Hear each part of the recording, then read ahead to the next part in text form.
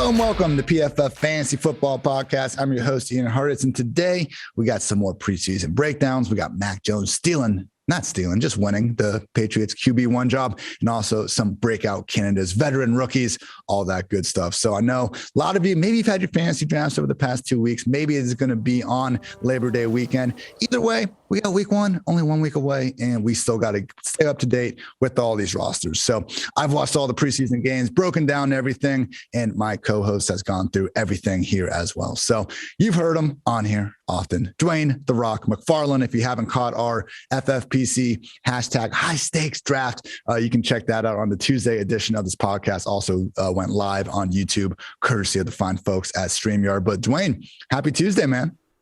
Man, great day to be great, as you would say, Ian. I hate to steal it. Man, it was a great draft last night. If people haven't seen that, it's great to go back and look. Now, we drafted well, but we also got really lucky with the guy that was in the 2-hole. It took 20. He only drafted, just so you guys know, 2 receivers. You got to go listen. He drafted 2 receivers the whole draft. And I can't remember, Ian, how many running backs, but I think it was like a tight end and then like 8 running backs straight or something like that. There was like 4 or 5 tight end. This was a tight end premium, but that auto drafted him absolutely no favors. I can't, look, I'm sure we've all missed a pick here and there. And he wasn't an auto draft. There were no asterisks by any of his picks. Those were all his picks or her picks. Or their picks. That wasn't an auto draft. No, it was not an auto draft. How you know when you go back and look at that board, anytime you see an asterisk next to the name, that was an auto pick. Now, a player, whoever the manager of the fantasy team, I'm learning these things. Whoever the manager was could have already had their queue set up, and so you'll notice if it doesn't come off the top of the list that's sitting there in the normal queue, that means that they had set up their own order, and it's going off of that. Unfreaking. You're even more blown away now. I knew it was a bad team, but I thought we were like just piling on an auto draft, which why would you auto draft a high stakes team? Okay, he actually didn't. That just was his. That was the strategy. Wow. Okay. Well, best of luck to him. And I swear to God, Dwain, if we lose to team 2, we're going to have to reassess some parts of our life. But that's enough about that draft. Again, check it out. Tuesday edition. Dwain and I will probably get at least 1, if not 2 more of those streams up over the next 2 weeks. So appreciate everyone that checked that out live. But yes, people, as we have done the past 2 Wednesdays over the past 2 weeks, we have gone through and broken down the key fantasy notes you need ahead of, and just after recapping basically all the preseason action. So before we get to that, obviously, result of what happened in the preseason has caused our first marquee quarterback change. Mac Jones is in. Cam Newton has been released. Now, obviously, Cam, missing a good chunk of practice time with him not being vaccinated. That's kind of the first thing everyone jumped to. And I don't know why Cam got cut and Brian Hoyer is still there. Like, to me, that's a pretty ridiculous decision. But in terms of Mac versus Cam, Mac won this job. Our boss man, Chris Collinsworth, said himself in his tweet, Mac Jones won the job. End of story. PFF passing grade among 65 qualified preseason quarterbacks. First, when kept clean. First, under pressure. First, pass the sticks. First, 20 yards downfield. First, Mac Jones was lights out all preseason long. And we said this before, Dwain, like when you draft a quarterback that different from your starter, obviously your offense is going to change. Why not go to the guy early? Obviously, we had the 49ers and the Bears still trying to come to grips with that reality. But to me, this wasn't super surprising. Gun to my head, I was thinking Cam Newton was going to start the season just after we didn't get, Belichick explicitly naming Mac over the past week. But I really didn't change too many. Obviously, we had to shuffle the bottom of the quarterback ranks a little bit. But for me, Damian Harris, even Jacoby Aguilar, I'm not bumping these guys up that much just because I figured this change was going to come in the first month of the season anyway. How do you feel about the situation? Mac Jones, Damian Harris, Jacoby Myers, all these guys. What's the impact of the move? Yeah, we're similar. I had them basically split on snaps because I just I didn't know who may start more or whatever, but I was just worried about Parcells, Belichick using, interchangeable players, even potentially rotating. But to your point, I haven't bumped guys up a lot. I'll run through it real quick. So the big takeaways for me, New England, before I had them dropping back to pass on 56% of their plays. So that means they're going to try a pass attempt. It could turn into a scramble or a sack, right?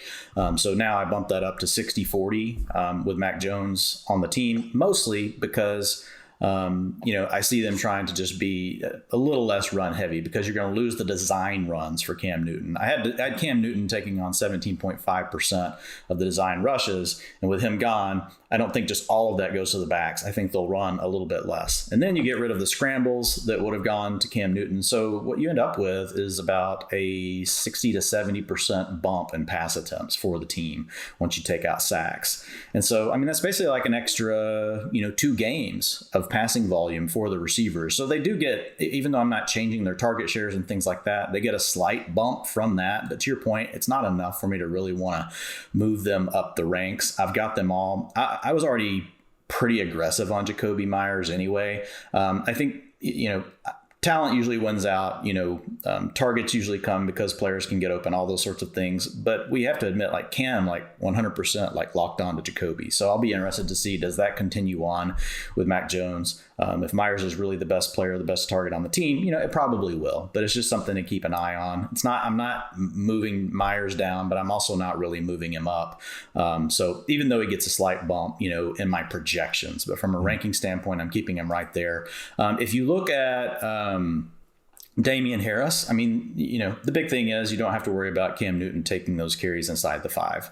And that's a big part of Damian Harris's value. But there's no need to get crazy. This is not a Tom Brady-led offense. Well, as much as we may like Mac Jones, this is going to be an offense that's not going to look like some of the Patriots offenses from the past. So when I hear folks on Twitter get excited and say, oh, yeah, it could be like LeGarrette Blount in 2016 or whatever when he scored, 400 rushing touchdowns from inside the 5. I just don't see that kind of upside. But I think there's definitely an increase in upside for Damian Harris now as far as the touchdowns go. I gave him a few more attempts, Ian. I don't know what you did, but I bumped him. I'm looking at it right now. I had him sitting at 45% of the rushing attempts before because of Newton and those designed attempts. But I bumped him to 52%. So that's 232 attempts that I have him at 4.25 per carry, 985 yards, 9 rushing touchdowns. Still not very involved in the passing game, though. I only gave him 6% of the targets. So I've got him at 27 receptions for 212 yards, 0 touchdowns. He could easily score a touchdown there. That can be kind of random. But that puts me at 200 points in a 17 game season. So if you want to think of it from a context of a 16 game season, because that's what most people's brains wrap around, that would have been 190 points. So I've got him up in the same range as like Kareem Hunt, Gus Edwards, all those, a little bit below Gus Edwards, but above Kareem Hunt. I believe there's still going to be 3 backs involved. James White is pretty much handling all the passing down roles all preseason. He did it last year as well. So that's going to be a problem. Not going to be many receptions. And I think they're going to have a 3rd back involved. And I think Ramondre Stevenson will be involved. Sony Michel, yes, he moves on. But I've got Ramondre Stevenson taking over 20% of the rushing attempts. So he was down at 10. So I have him picking up, about 10% of what Cam's leaving on the table. And I've got Damian Harris picking up 7% of the rushing attempts. So 52% to Harris, 17.5% to James White, 20% to Ramondre Stevenson. So Stevenson's not a guy like I'm pounding the table for or anything here. But if Harris were to go down, I do think Stevenson would be the player to step into Harris's role. And then, oh, by the way, JJ Taylor's probably going to be involved. So it's just a deal where we know they like to use a committee. I know that could change, but this is a really long-standing history with Bill Belichick. So a lot of times I think people overrate how much the coach influences the way these things happen. But when you got a track record this long, I definitely pay attention. Yeah, Damian Harris, my RB26, looking at his ADP, comes in as the RB26. I think the folks are catching up. Shout out to Underdog Fantasy's own Josh Norris. He's been beating this drum throughout the offseason, saying the Patriots are going back to bully ball and all that. And hey, it could happen. I think he's fine. But you're right, man. He's right there in the Josh Jacobs, Raheem Mostert, Gus Edwards, all those guys. I got Darrell Henderson in that same kind of tier as well. I know you're a little higher on Jacobs, but that point aside, yeah, it's just going to be tough for him unless he gets this absolute boom touchdown total to be the sort of RB1 that a lot of people are hoping he could eventually turn into. So I guess the biggest factor is the presence of Taylor or Stevenson in this committee. We saw the snaps in week 3 go back to just, Damian and James White with the first team after Sony got involved in week 2. That's great. But like for them to trade Sony, I think that tells you all you need to know about how they feel about Stevenson and about Taylor behind them. So even if it's not right away, and even if Harris is going to be the number one guy, this is still a backfield that we're both expecting more weeks than not to consist of 3, if not 4 backs. That's going to be a problematic trying to guess in fantasy land more times than not. In terms of Mac Jones himself, though, Dwayne, because we all know dual threat quarterbacks, as great as they are, they don't help their teammates. They steal rushes inside the yard line. They scramble instead of checking down. You end up getting these run-first offenses with not many pass catchers, and the quarterback is just, vulturing basically his own teammates. So Mac Jones, just from that perspective, will, I think, enhance the value of everyone involved. But for Mac Jones himself, I cannot get behind him. He comes in as my QB 30. I put him ahead of Jared Goff. I felt like I was being nice there. But even like Derek Carr, Ben Roethlisberger, Daniel Jones, I'll take those guys right now. And it's, I'm not picking any of these guys in my fantasy drafts. I guess is the point I'm trying to make here with Mac. He might very well be the next big thing down the line, but I just think if you look historically at the great rookie quarterbacks we've had, Cam Newton, Andrew Luck, RG3, Dak, Russell Wilson, Kyler Murray,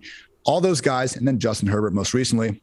Herbert was the only exception. All those guys averaged at least 25 rushing yards per game in college and got the week 1 start. I mean, Mac Jones totaled 42 rushing yards in 30 career games. I know sacks don't help that in college. I realized his athleticism was a little bit better than a lot of people thought, at the combine.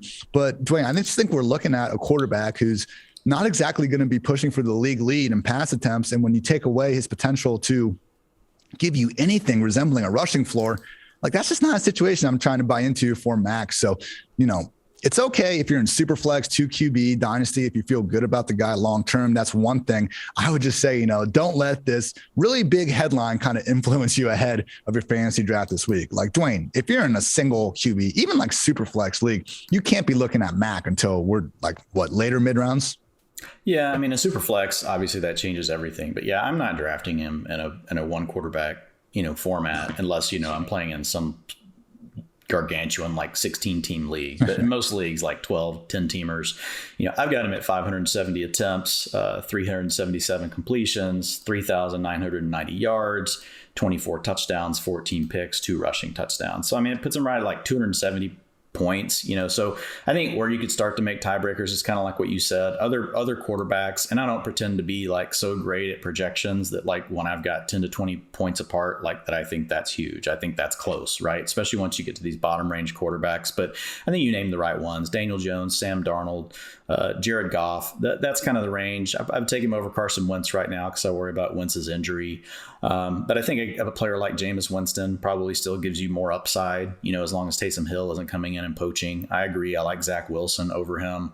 I even like Ben Roethlisberger, but I think you got the sweet spot there. I would put him right in that Jared Goff, Sam Darnold range. And if you're just down on Daniel Jones, that's fine too. I think you and I can accept that. Like Daniel Jones hasn't looked great. So if somebody would rather take the unknown, my problem is I'm just not crazy about the weapons, and I know that Bill Belichick is going to be willing to win the game playing defense and protecting, his rookie quarterback if he needs to. It's not like Tom Brady, was a Hall of Fame quarterback, just chunking the ball all over the field in his first season, with Bill Belichick. There were plenty of games where they tried to manage that. Now in year 2, they did come out and surprise everyone and just spread the field against these big defenses like the Steelers, and Brady went nuts. But what I think is going to happen is there's still going to be, 60-40 is still, where I've got them, 60 pass dropbacks versus 40% rushing. That's still, that's not like aggressive, on the passing side. So yeah, I'm with you. I've got him sandwiched right in there. I know the thing is, like, I've got him right around Darnold, but you could argue that both ways, right? You could say, well, Mac Jones, I've got the unknown, but Darnold definitely has the better weapons, right? And it's in an offense where we saw them be willing just to drop back a lot and throw the ball a ton last year. And so I might even lean Darnold, if I had to flip a coin there, just because I like the weapons. Now, I know Darnold, Ian, I'm sorry, like you're probably like having a short circuit right now in your brain. I got Darnold ahead of him too. But Dwayne, I'll be honest. Oh my God, you do? I'll be honest with you, Dwayne. I don't care about any of this anymore because we got some breaking news. The Vikings have solved their tight end issue per at Rap Sheet. They traded for a young, promising tight end, Dwayne. Guess who that tight end is? Chris Herndon's on the Minnesota Vikings, baby. Oh, my gosh. We're back. Chris Herndon, tight end 1 season, is back. All you haters, all those wasted 15th round picks, we're back and we're coming for blood, baby. Irv Smith, Tyler Conklin's out. Chris Herndon's got Kirk Cousins at quarterback now. Adam Gase is somewhere else. Who the hell cares? Chris Herndon season. I like it. I am ecstatic. I've been buried writing this morning. Have we gotten news on Irv Smith? Like, is it worse than what we thought kind of thing? I mean, or do you know? Chris Herndon isn't Herndon just a better player? Okay, I'm kidding, everyone. I know Irv Smith is better than Chris Herndon, but it seems like 4 to 6 is the kind of line I'm seeing to an extent. Yeah, I know you've got an awesome guest later. That's the right person to ask this question, but yeah. Yeah, everyone check out Thursday edition of this podcast. I will have Dr. Edwin Porras on to get all the injury breakdowns, but this is legit. I mean, big news here, Dwain. Like Herndon, he's not going to be a tight end 1 by any stretch, but we're now at least back in the top 20. We're back to tight end 2 territory. This is a big step. I mean, our truther meetings that we have on every Thursday for Herndon, like we were dwindling down, man. It was only me and a few Jets fans at this point. So this could be something, Dwain. I know Tyler Conklin has been banged up as well. If he's back, he could very well be the starter, like well in front of Herndon. I get that. But the reason that as much as Irv Smith was having some nice usage in the preseason, like Conklin wasn't playing. That was the concern there. We're expecting a split situation. So thinking, I think it's, I think it might be no, right? We don't want either of these guys. And we know this is a team. The other thing just to remember, no team ran more 12 personnel, 2 tight ends last year than the Vikings. So we know they want to run this personnel group. So the other part of this is they need the depth. Especially when you really don't have a legit wide receiver 3. So I agree with you. I still feel good about Irv as long as he's going to come back. But, right now it's an unknown. You and I took him last night in that draft just because he fell to a spot where we're like, we'll take a stab at it. And if he ends up being out, we'll dump him later. But the beauty is that means I'm probably in a league with you where I get to pick up Chris Herndon. And I know you'll be excited. Oh, I'm just ecstatic. I did not hear your entire second half of the Mac Jones reel because I just, it's funny when something happens to Chris Herndon or Auden Tate makes another spectacular contested catch, like my mentions just immediately fill up, but I love it. So thank you all for doing that. So always love breaking some news on the pod. Dwain, you're my good luck charm, man. I remember last year you were on here and AJ Brown scored a touchdown when we were talking in his first game back. I think he might've been here when Dez got the COVID against the Cowboys, but whatever, I guess a broke clock is right twice a day. Great people. Sorry, we got a little bit off the rails there. We'll try to regain our composure and move forward. I had a couple other things I want to talk about with these, first round quarterbacks, excluding Mac Jones. One interesting thing I found with Justin Fields. And first of all, people, I get it. It's preseason. This is a time where we can't look at stats and just assume that they're going to transition to the regular season. Historically, that's not happening. So I'm not, saying that this is a kryptonite for Fields necessarily. It was interesting to see, though, Dwain, among 65 quarterbacks with at least 25 dropbacks, Fields had by far the single highest average release time at 3.5 seconds. Now, last year, 4 quarterbacks hit that mark. Jalen Hurts, Lamar Jackson, Russell Wilson, Taysom Hill.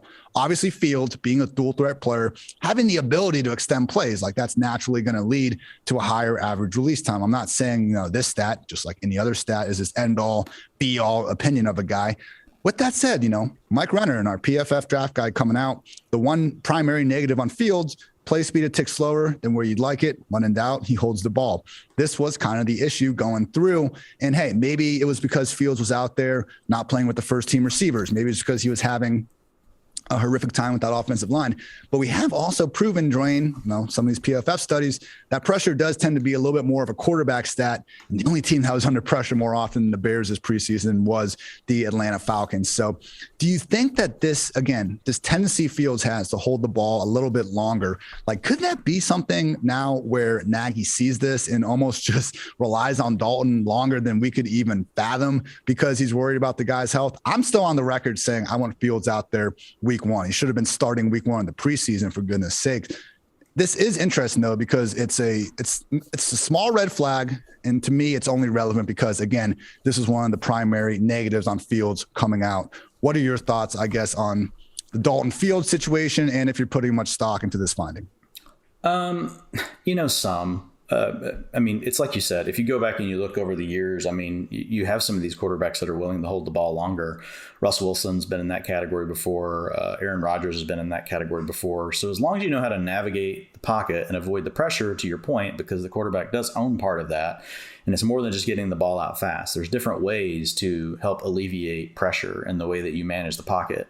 And if Fields shows that he can do that, then that can be actually a positive asset, because what it means is it's opening up the door for more big plays. If you can hold the ball longer and give your receivers longer to get open and also read the field, keep your eyes downfield, all those things, and have that feel, it can actually work out to be a positive thing that can really lead to big plays. And that could help Allen Robinson. That could help Darnell Mooney. That could help Cole Kmet. All those sorts of players could get an actual boost. Now, the real wild card is what you asked. Like, will Matt Nagy, will he allow that? Does he like that? Or does he see that as being, because it has to be all of those things. If he doesn't have a feel for the pocket where he can buy the time and he's not getting sacked on those plays, and open up the door to make the bigger plays, and if he's not reading the field the way they want him to, well, then holding the ball a long time doesn't help you. You've got to be able to do those other things. So I think it's still probably a TBD for me, but I'm with you just from a perspective of if I'm going to draft, an upside quarterback,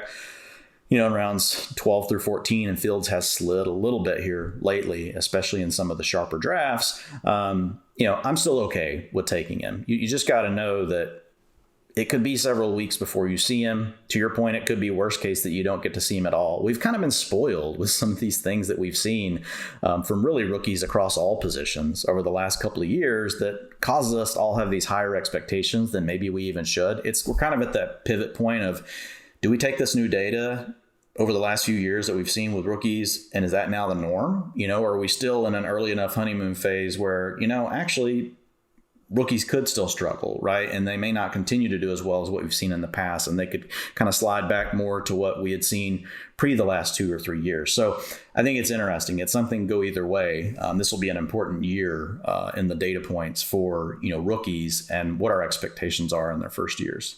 I do lean towards rookies at all positions becoming more quickly high-end fantasy factors than we saw in the past, because look at high school, look at college, like football at all three levels has gotten smarter and smarter and more. We're seeing concepts that are used in the pros.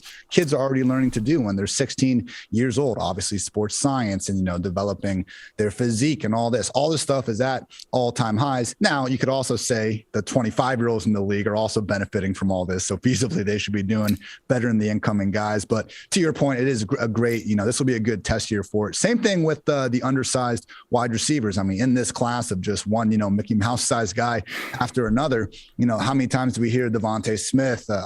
We've only had X number of receivers play under 170 pounds. It's a new league. I mean, how many times does a guy get hit hard in the chest and there's just a flag thrown for no reason other than like, please don't hit each other as hard as we're used to seeing. So important league-wide trends to keep.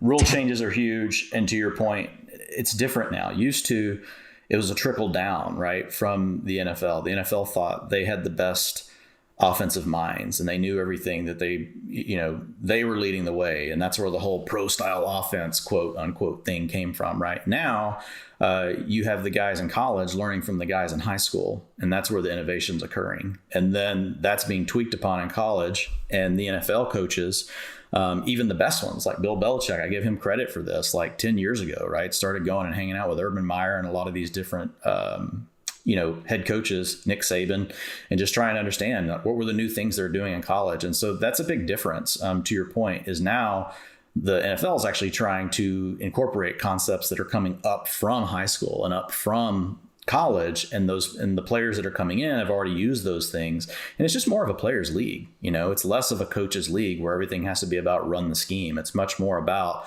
hey, how do you best utilize your players? And that's a good thing. Okay. Want to touch on these other two quarterbacks briefly. Trevor Lawrence lit up the Cowboys defense. It's funny, only certain guys, CeeDee Lamb, Trevor Lawrence, Laviska Shenault, you got to be this certain guy to really get praise from the Twitter masses when you beat up the Cowboys.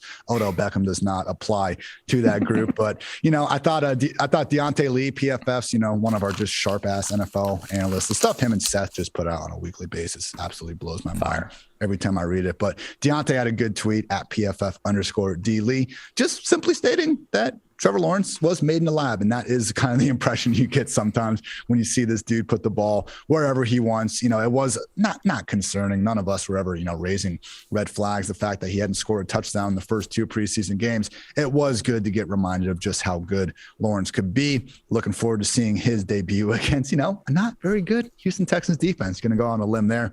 Dwain, I think the bigger news story is Trey Lance and Jimmy G.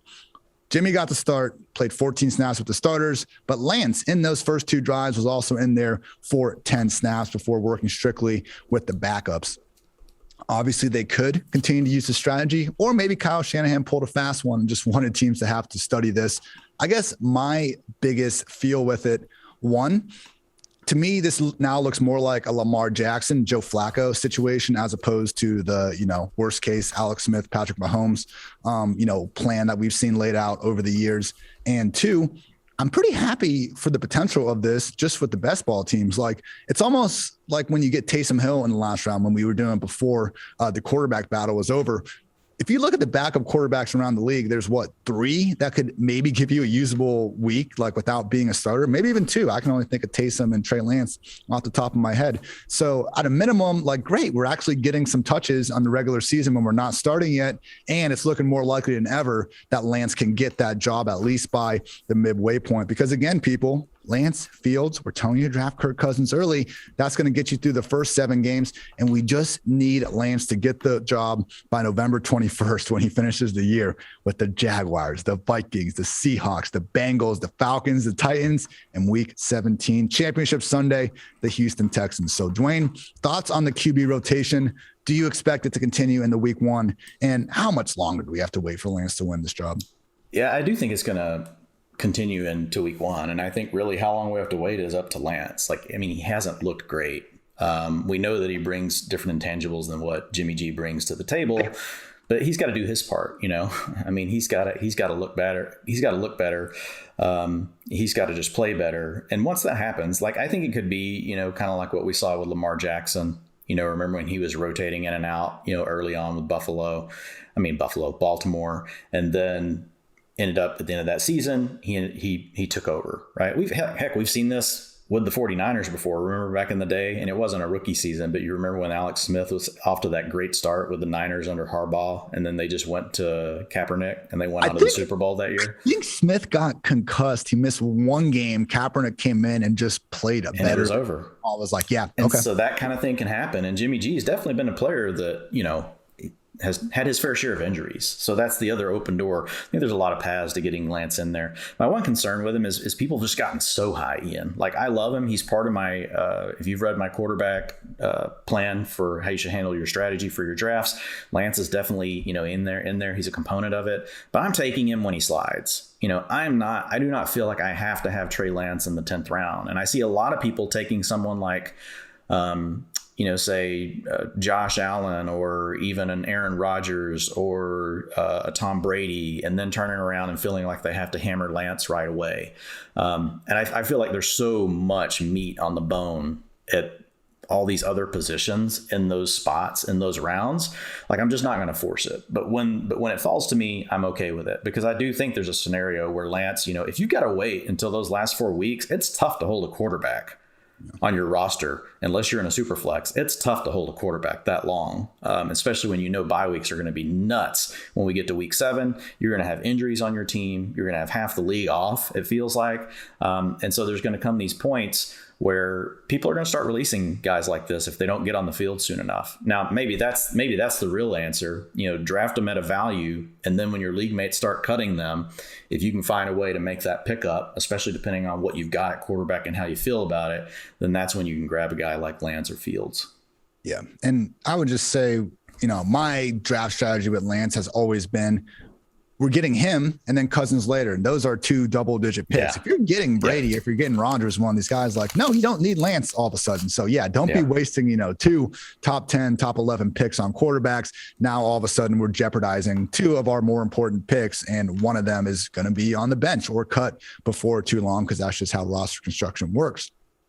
Moving right along, quick shout-out, Tyler Huntley. not 1, not 2, not 3, not 4, 5 touchdowns against the Washington football team. Had a deep ball drop, had another potential touchdown drop. I just really enjoyed watching Tyler, play football, because as much as the preseason performance and stuff doesn't matter, hey, it's still football, Dwayne, and it was good to see him absolutely ball out. I believe Trace McSorley will still be the QB2 once he's back in action. But again, shout out Tyler Huntley. Look forward to watching him play many more preseason games over the years. I want to talk a little about Sam Darnold here. From the box score, last week went well. 19-25, 162 yards, pair of scores against the Steelers. With that said, average target depth, 4.7 yards, Dwayne. That's the second lowest mark among 65 qualified quarterbacks. You don't need to throw the ball downfield. Drew Brees never ranked higher than 16th in deep ball rate. On average, he was 27th from 2006, 2020. But the leaders in shortest ADOT in 2020, you can kind of see the picture pretty quickly. Alex Smith, Jimmy G, Drew Brees, Jared Goff. It's a bunch of guys that can't create off script. And because of that, they dink and dunk, and they usually take the first thing that's there.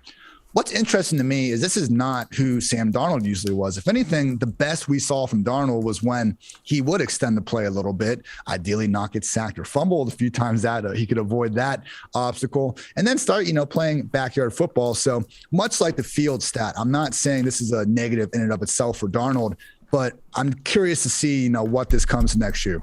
Yes, Teddy checkdown. We call him that. He has a low ADOT. He was 7.6 yards, though. I mean, Darnold is almost 3 entire yards below that. So I saw some people, already trying to pull, we're crowning Sam Darnold now because he's away from Adam Gase thing.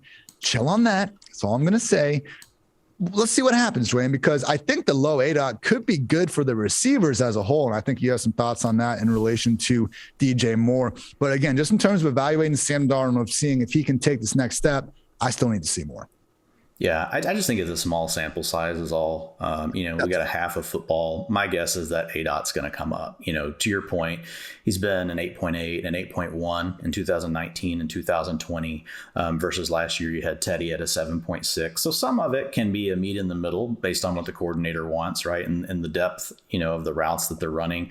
Receivers typically own their route depth, but coordinators can have an influence on these things, right? And we're even seeing that with DJ Moore, which I'll talk about in a second. But just real quick on Sam Darnold, what I like about Darnold overall, if you look at short passing, so 1 to 9 yards, Teddy Bridgewater, 46% of his attempts come in that range. If you look at the seasons where he's actually, played enough. And so if you look at Sam Darnold, though, he's been, so Teddy was at 46. In the short 1 to 9 yards, 42% and 43%, for Darnold. Then if you look at the intermediate section of the field, right, which is 10 to 19 yards, that's where Teddy, his percentage of passes typically 19%. Then he had, because I have to look at the years Teddy actually played enough games here. 17% and 17%. Whereas Darnold's been a 22%, a 24%, a 25%. So he's attacking that intermediate area of the field far more. And then if you look at deep passing, they're a little closer. Bridgewater was at 10%, and that's 20 yards or more. Bridgewater was at 10% last year. Darnold's been at 9 and 11%. But in his rookie year, he was at 13%.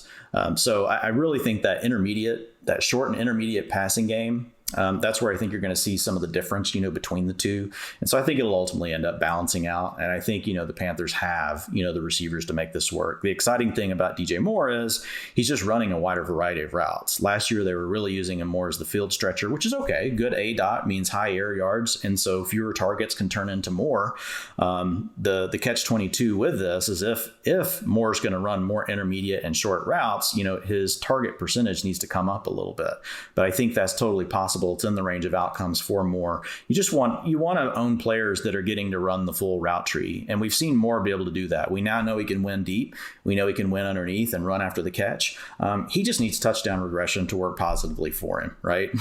The guy just hasn't scored enough touchdowns. So DJ Moore is a player that I really like. And we'll talk about him again here in a minute and some data that I broke down just really looking at receivers and when they break out. Yeah, it's been one of my fades of the offseason that I feel almost the worst about. I'm still not moving him up, super high in the ranks. So I'm not saying I'm, is it paper hands? I'm always losing the crypto lingo. I'm not trying to go back on what I'm saying. We're staying strong. But anyway, if he can become the featured number one pass game option in this offense, of course he's going to ball out. The guy's an incredible talent. My concern has always been, you got Robbie, you got McCaffrey, and now we got Terrace Marshall looking more involved than ever with Sam Darnold. Touchdown regression is not guaranteed, far from guaranteed to happen. And with the targets, again, it's just tough. Robbie Anderson could easily surpass him in overall pass game opportunities. Again, McCaffrey, Marshall even things out. We will have to see what happens.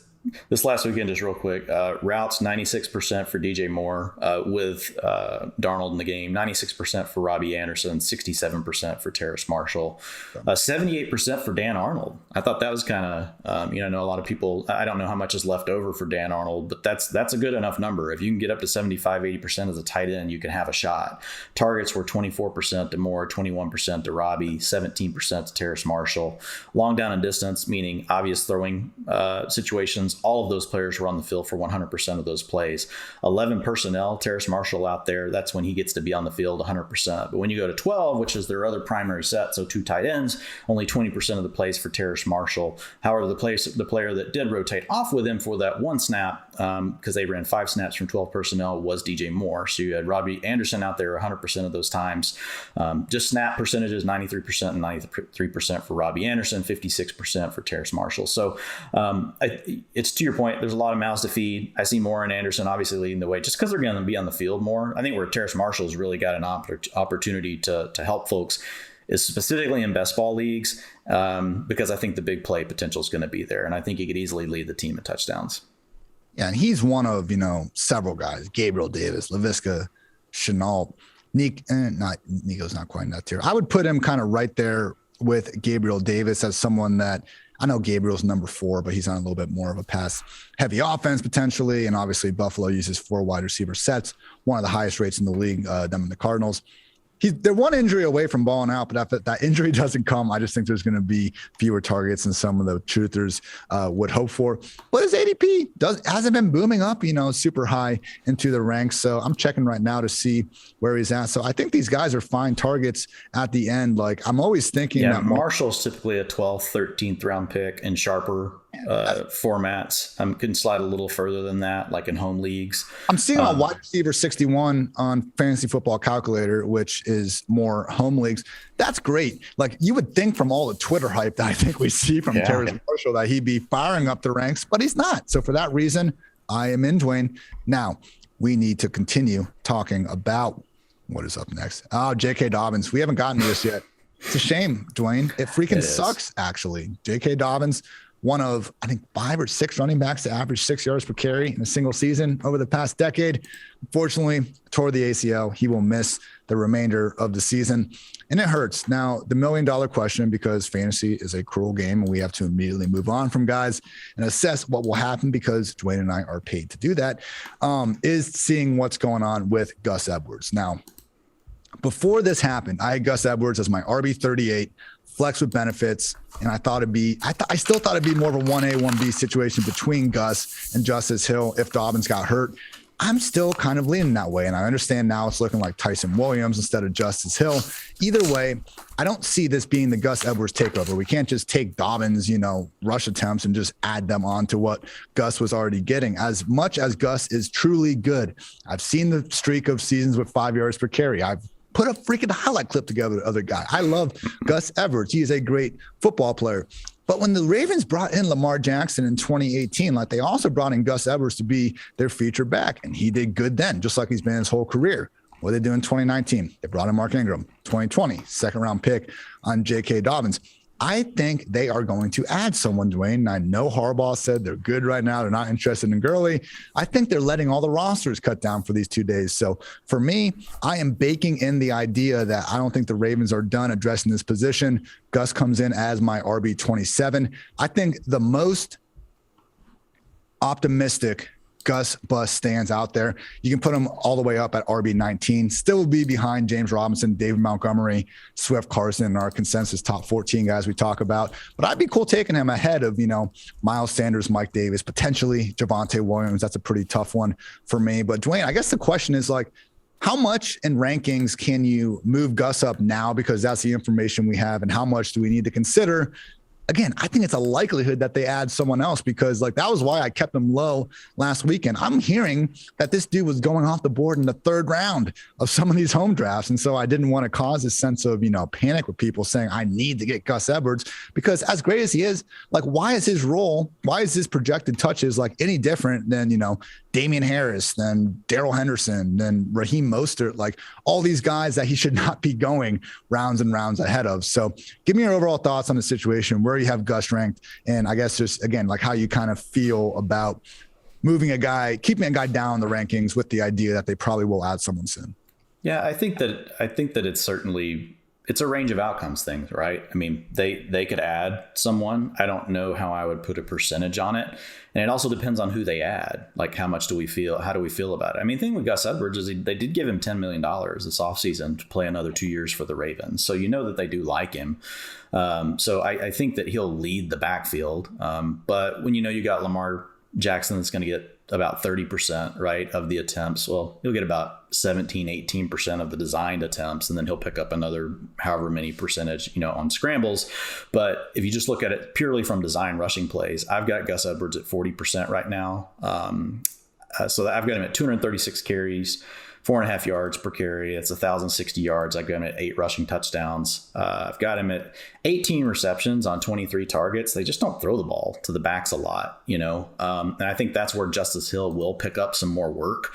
And then I think for now, Tyson Williams will be the back that'll kind of spell Edwards. I've got him at 118 attempts for 500 yards, but with the idea that could quickly change. So those are projections. So in projections, I go ahead and update. But as far as rankings go, to your point, I've got Gus Edwards right now, right in that Miles Sanders, Darrell Henderson range. So right there around Javonte Williams, right there around Josh Jacobs, Mike Davis, all those guys, Damian Harris, who we talked about earlier, a lot of guys that are really, in the dead zone, that I'm not just like rushing out to take. Now, I do think that there is a best case scenario situation, for Gus. If for some reason they really do let him have it and they don't sign someone else, I mean, like if I bump this point, the 40% of the team attempts to 50%, I mean, it's a 295 carry season, and that would mean, obviously Tyson Williams and Justice Hill would get less work. We just haven't seen the Ravens really be willing to give that much of a workload to a player for the whole season. We've seen them do it in like spurts of a season. And I think you even had some cool data that you put out there on the other day on that. So I just, the Ravens, this is a philosophy for them. They rotate receivers on and off the field. They rotate tight ends on and off the field. They rotate everyone except their offensive line and their quarterback. So all the skill position players rotate. And I think part of their philosophy is they want to keep them fresh. They don't ever want to be overly dependent on any one player. I think, they're a team that's very into analytics, or as, the Houston, David Culley would say, the analytics. Whatever that means. So Culley, if you guys don't know, that's the Houston Texans head coach now. But anyway, I think there is a range where he could pop up, and jump into that, 275 plus carry. I just wouldn't put it at a high probability, Ian. So I've got him ranked right around, similarly to where you've got around some of those other players. I don't mind taking him. I kind of think that's probably his median. I don't see his floor being way worse than that. Like, I don't see somebody else coming in and cutting him back to 30% of the attempts, if that makes sense. I think he stays the lead back, but he's going to have to share. I would love to be able to get him as like my RB2 in that round 5-6 range. I just can't go up to round 3 and take him over. No. You said it, man. He's just in the dead zone again with all these other guys that we've been, and we will continue to take top 12, top 15 wide receivers over them. 2 final points I just wanted to quickly get through. The Ravens did give Gus 3-year, $12.4 million deal this offseason. So I know I was saying before that they went Ingram and Dobbins. They did commit to him there. I see the path to this working out. With that said, people, the most relevant 1-game split we have of Gus working without Ingram, without Dobbins, came in week 12, 2020. Gus had 9 touches on a 51% snap rate. Justice Hill had 11 on a 49% snap rate. Times have changed. I get it. It's a little bit concerning. Like Dwain has said, the Ravens historically use committees. Great. We saw Mark Ingram score 15 touchdowns in 15 games. He made it work. Gus could certainly do that. But again, I would just be careful about taking him that much higher of running backs, and particularly wide receivers that we think might have overall better fantasy friendly workloads. Everyone's great efficiency wise. I do wonder though, Dwain, like, it's a little risky assuming that Gus can go from, 5 yards per carry, absolutely no problem annually. Like, we see this happen in basketball. A 3-point shooter can shoot 50% on 4 attempts per game, but you jump it up to 8, all of a sudden that plummets down to 30%. So I would just caution in assuming we're going to get the same Gus Edwards throughout the whole year, both in terms of the talent and, more importantly, the opportunity, because obviously that is always what we are chasing. Couple quick notes. Raheem Mostert got in first game of the preseason, got the George Kittle treatment. They came in first 10 plays of the 49ers first drive. Then they went out. Mostert still very much looks fast, awesome. Trey Lance getting some counter usage and just all design runs. You can see how this offense could lead the NFL in rushing awfully easy. Trey Sermon came in the second drive and played every single snap. As Dwain and I have been trying to say, both these guys are fine, even though we disagree on Mostert versus Sermon, specifically. I think your fantasy team is going to be better off with either where they're going in drafts. Also want to point out that James Robinson, this will be the kind of point I want you on here, Dwain. James Robinson, 10 snaps last week. Carlos Hyde, 7. But as our Nathan Yonke pointed out, and Nathan, my goodness, people, if you missed any of the preseason action, just go look at Nate's articles on the preseason takeaways, because this dude goes through every single snap in every single game and great stuff. And he brought this to my attention where, yes, Robinson outsnapped Hyde, but what happened was, in the first 2 games of the preseason, Robinson took the first 2 drives, Hyde took the next 2. Week 3, the starters got pulled after the 3rd drive. So we saw Robinson get the first 2 and Hyde only get the 3rd. Like, I don't think it's going to be 50-50, Dwain, but at a minimum, everyone out there needs to realize we are not seeing James RB1's son returning to the same extent as we saw last year. And this is why it's so funny to me that people are fading Joe Mixon and Najee Harris for their offensive lines and their bad offenses. Like, what did James Robinson do last year? Unless you think James Robinson is this international superstar, generational talent of a running back, like, he just overcame the 30th ranked scoring offense with maybe you can say underrated offensive line if you really want to be nice here.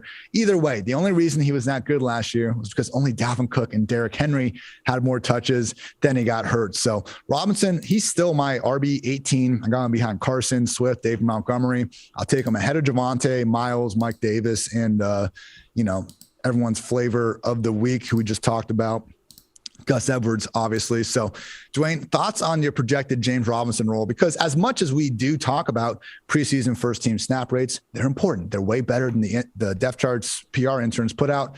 We could also see this shift, and at least Robinson now has a stranglehold in the pass down work that previously was going to ETN. Yeah. I mean, I've got him at RB17 behind, Chris Carson. But again, there's a big drop. So if you look at my overall rankings and you go look at that at PFF right now, I'm looking at PPR.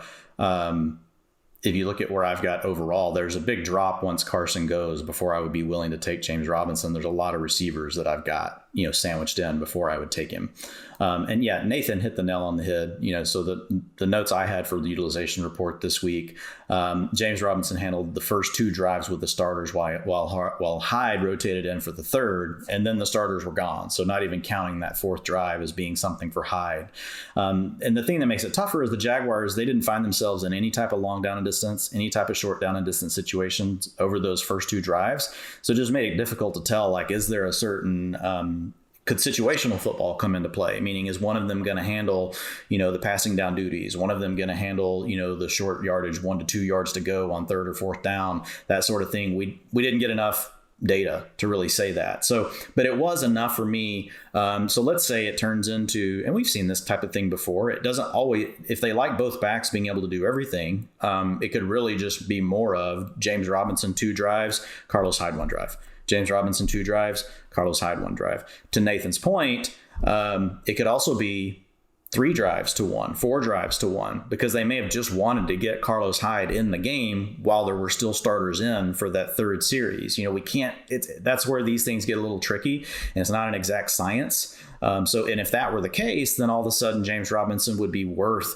his ADP. But right now, I'm with you. I'm leaning away. And again, a lot of it's about the receivers, Ian. And I just think there are running back profiles that you can get later in the draft that are similar to these guys that are going early. They're not exactly the same, but when I account for the discount that you get and the opportunity cost of having to pass on the receivers, especially this year. Every year is a little different, people, but this year I like passing on Robinson. I mean, so what I would say is the upside for him right now, I'm similar to you.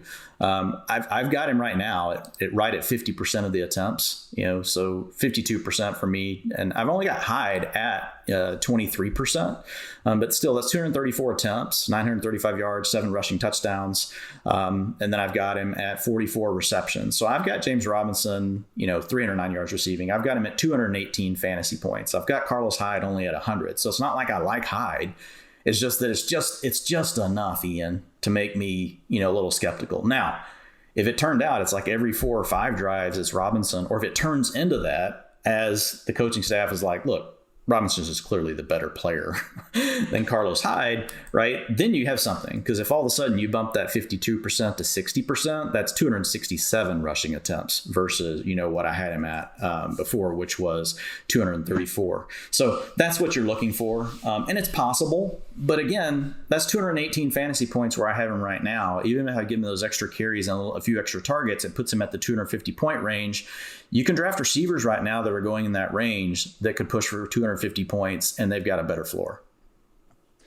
You can check out my taking stock of every team's backfield situation article up on PFF.com. Went through every backfield and just gave my projected snap splits. I have Robinson getting 70%, Carlos Hyde getting 30%. So I do think they'll extend it a little bit more than what we saw in the preseason. Not quite the 2020 levels, but you know what? We got it in 2020. We should feel good about that.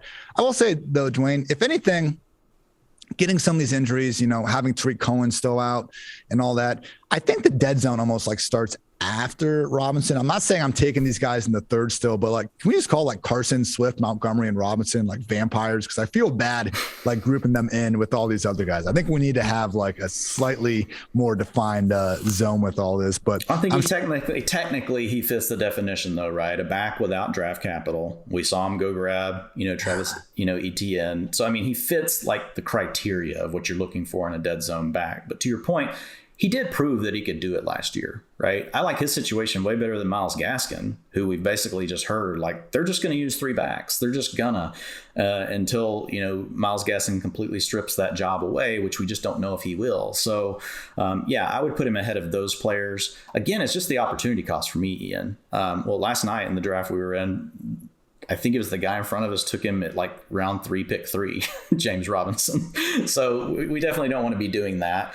But it's all about roster construction. Say you start off with 4 receivers or 3 receivers and a tight end. Say you start off with Davante Adams. You come back, you get Waller, and then you nab. Say you get lucky and you get a CeeDee Lamb or a Terry McLaurin, and you come back with a Cooper Kupp kind of a situation. Then if James Robinson's there in the 5th round and you want to go ahead and grab a back and then come back to receiver again and then grab a couple more backs, then I think you could make that work. My problem is I struggle figuring, looking at all the backs that are in that range, I really struggle to say this is the one I want to put my chip on. And I don't have a reason to do that with James Robinson over some of the others. So typically what I do is I go ahead and take another receiver in that round, and then I see which one of those backs fall to me in the 6th.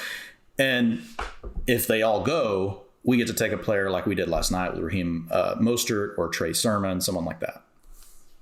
A couple other quick notes before we get to another discussion here. Find something you hate as much as Buffalo hates running the football. We Josh Allen out there for 33 snaps in his preseason debut. He dropped back on 28 of those.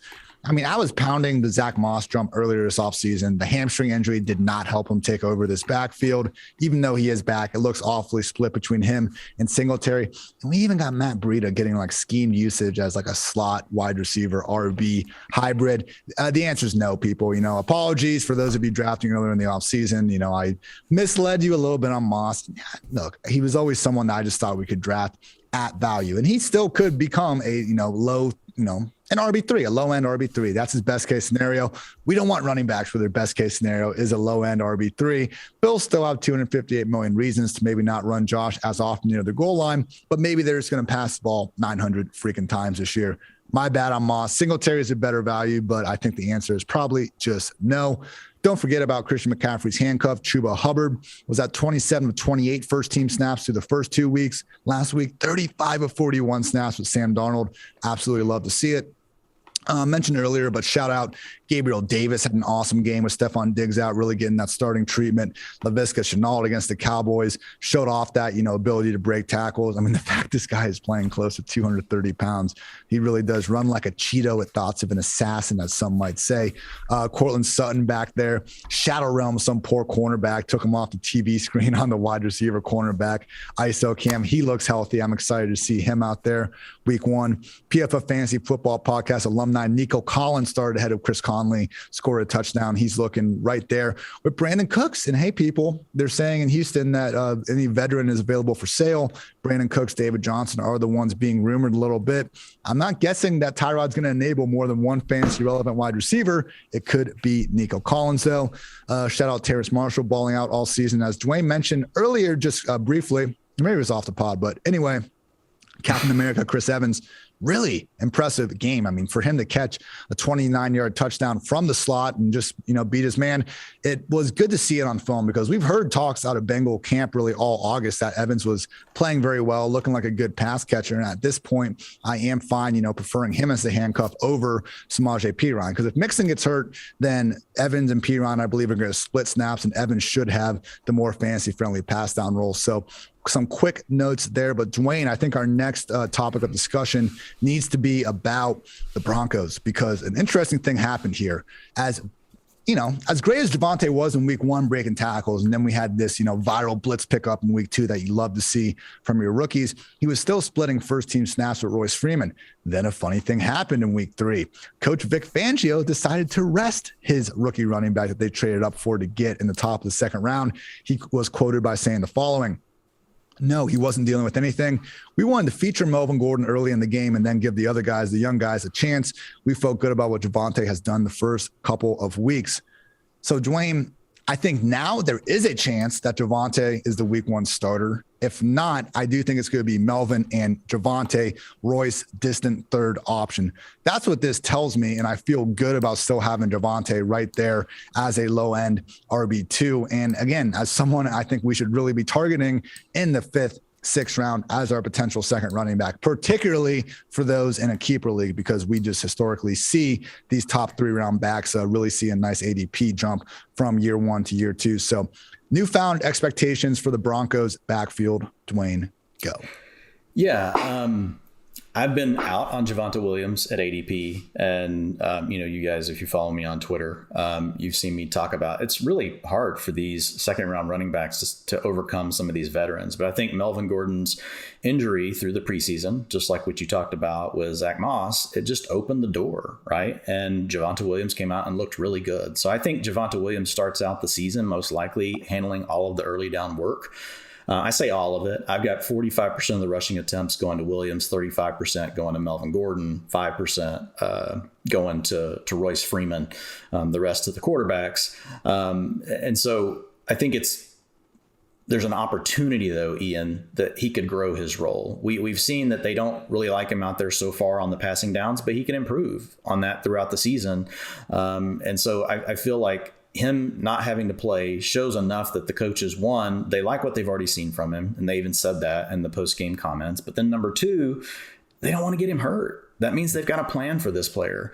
So I feel really good about it. I think early in the season, you could struggle a little bit with Javonte and game scripts if the Broncos get behind. I think Gordon and Freeman are going to get more of the work on the passing down stuff, but maybe not. It could just be more Freeman. Gordon didn't even really get any of the passing down work this past week. It was Freeman getting all of that. So the other potential scenario here is Javonte just really the starting back period, and Melvin Gordon is kind of more of the odd man out? I mean, I think there's a range of outcomes here. So I think it makes Javonte worth the pick in the 5th round or the 6th round, but knowing that you want to come back, especially if he's your RB2, you want to come back later. You want to grab a Sony Michel, another player with upside that's going to have a role. You could use him early. You want to take a player like James Conner, a player like Naheem Hines, before coming back and tagging on some more of those upside plays like an Alexander Madison and Chuba Hubbard, if you choose to go with the one anchor RB and your RB2 is Javonte Williams. So all I'm saying is just make appropriate plans that this could shake out a little bit differently. I think game scripts are still going to matter, but overall, I think it's enough of a positive move that I'm pushing for more exposure to Javonte Williams, even at his ADP, than what I was doing before. Okay, I want to quickly sum up my final preseason notes here. As we found out, T.Y. Hilton expected to miss several weeks with a neck injury, elevates Paris Campbell into 3 wide receiver sets. I would just say, people, even the most optimistic Colts fans here at this point, we got Carson Wentz on the COVID list. Center Ryan Kelly's on the COVID list. Tackle Eric Fisher's on the COVID list, still dealing with his comeback from the Achilles issue. Their other tackle, Sam Tevy, will miss the entire season with a torn ACL. Like, Jonathan Taylor will get fed. I get that. He will be an upside RB2 at absolute worst. If he's as good as a lot of people think, I'm sure he can comfortably finish as an RB1. I don't hate Michael Pittman and Campbell as worthwhile, darts in the later rounds. Just realize, this is a fairly crowded passing game without a ton of upside. And they have a starting quarterback who has unfortunately been barely able to stay on the practice field over the past month. So I remember the Superbook came out. And shout out Jack Miller. He does great stuff over with the artist formerly known as Roto World. And he basically calculated all the over-unders to see like who Vegas thinks are going to be the top 5 offenses. And the Colts came in number 4 on that. And it kind of made me like check myself like, hey, am I just too down on this offense as a whole? With all these injuries going, people, no, I'm going against that. I would not be, would not be signing up to really be starting any Colts in week 1 other than Jonathan Taylor. Quickly, sometimes not playing the preseason is actually good, particularly for Henry Ruggs and Brian Edwards. Could they have used the extra reps? Maybe. But we now know that they are locked in as starters in 3 wide receiver sets alongside Jalen Ramsey's kryptonite Hunter Renfrow. So Darren Waller's still the number 1 receiver in Vegas. But, for Ruggs, for Edwards, even for like Jets rookie Elijah Moore, the fact they didn't do anything in the preseason could be better in the long run because it's keeping their ADPs awfully affordable. Just real quick, news that has broke during the podcast, nothing too major. We already had the huge breaking Chris Herndon trade.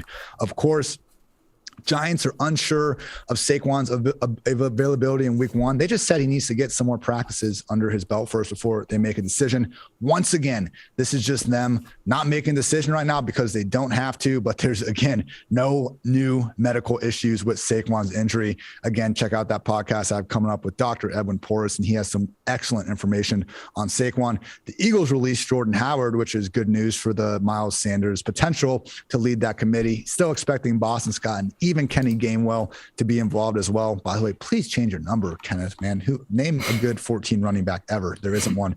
And mentioned this before, Dwayne, Tyler Huntley, he won the backup job over Trace McSorley. That Penn State Nittany line is out of the picture now. I'm sure they'll try to keep him on the practice squad, but shout out Tyler Huntley. And my final preseason shout out, Jesper Horsted, 7 targets, 5 catches, 104 yards, and 3 scores. Wasn't easy. He caught the touchdown, the awesome Justin Fields highlight where he was rolling out, managed to get it to his guy.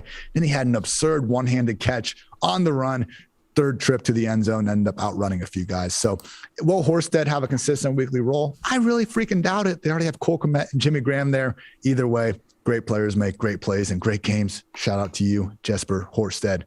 Should have said big instead of great. We'll worry about it later, Dwayne. I just know, Dwayne, you have an excellent article here coming up.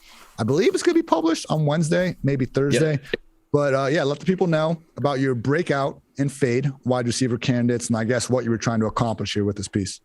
Yeah, so I just wanted to go in and really, because if you look at how much wide receivers have been pushed up the board, right, this year, I think you just really need to be comfortable with which receivers you really want to target, which ones you want to fade. How comfortable are you taking a rookie receiver earlier, like what we're seeing with Jamar Chase and other guys like that? Second-year receivers, there's a big push of Brandon Ayuk and Claypool and all these different players up the board. And so it can be a bit uncomfortable for folks because it could feel aggressive. And so I really just wanted to dig in and say, how comfortable really should we be, with this? And so what I did is I went back and I looked at, show me all the receivers essentially that got at least to a 20% target share. And it's an adjusted target share, meaning they had to have played at least 8 games. And then I would prorate it for the games that they played.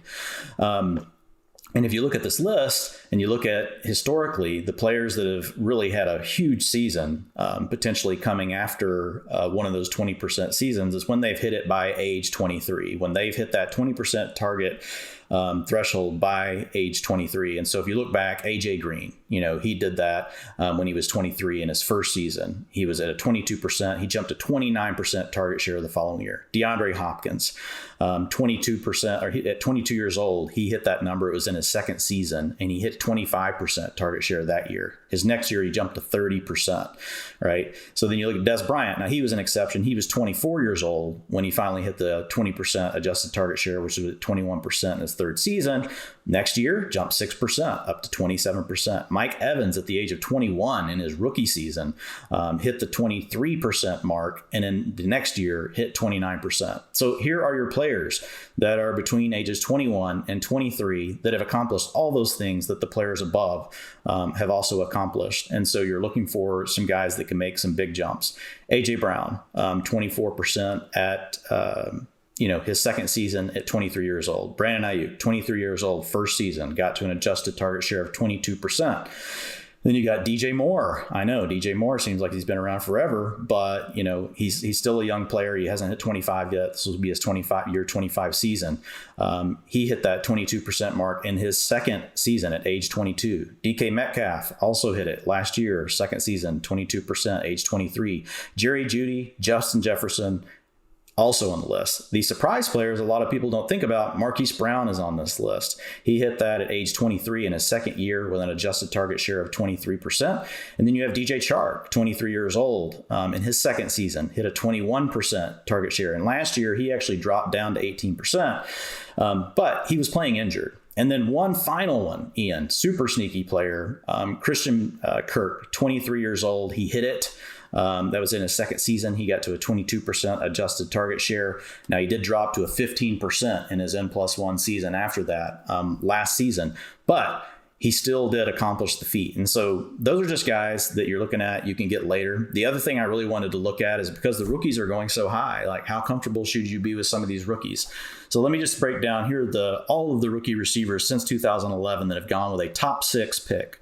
And I'm not going to include Kyle Pitts' name here, but maybe I should, right? The way things are in the Twitter streets. But AJ Green was pick 4. He finishes wide receiver 17 as a rookie. Amari Cooper was pick 4, finishes wide receiver 21 as a rookie. Corey Davis was pick 5, wide receiver 85. He's our bust. Julio